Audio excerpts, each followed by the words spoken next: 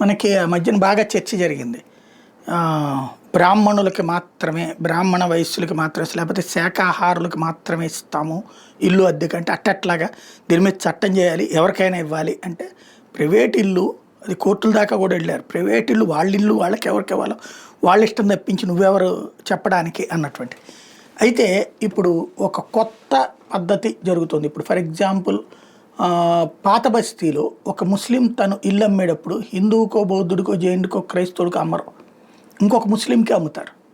వాళ్ళు అలాగా వాళ్ళల్లో వాళ్ళు ఒక ఫీలింగ్ పెట్టుకున్నారు, వేరే వాళ్ళని ఇక్కడికి రానియకూడదు అన్నట్టు. హిందువులేమో తమ ఇల్లు అమ్మేసుకున్నారు ముస్లింలకి. 100 మంది హిందువులు ఉన్నటువంటి ప్రాంతంలో రోడ్డులో మొదట్లో 10 మంది ముస్లింలు కొనుక్కున్నారు ఇల్లు, డబ్బులు ఇచ్చినే.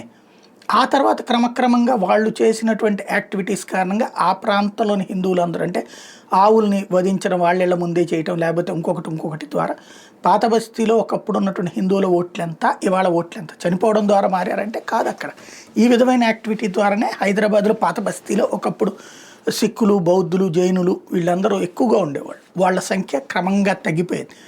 ఇప్పుడు ఇంకోటి పోలీసులు కేసులు పెట్టి వేధించడం ఇవన్నీ తట్టుకోలేక వాళ్ళ కుటుంబాలు ఎందుకు మనకి ఈ దరిద్రం అంతా అంటే ఆ ప్రాంతం వదిలేసి అవతలకి వెళ్ళిపోయారు. ఇప్పుడు అదంతా ఓవైసీ చేతిలోకి వచ్చింది. అట్లాగే ఇప్పుడు మహారాష్ట్రలో ముస్లిం బిల్డర్లు కేవలం ముస్లింలకి మాత్రమే అమ్ముతామని బోర్డులు పెడుతున్నారు.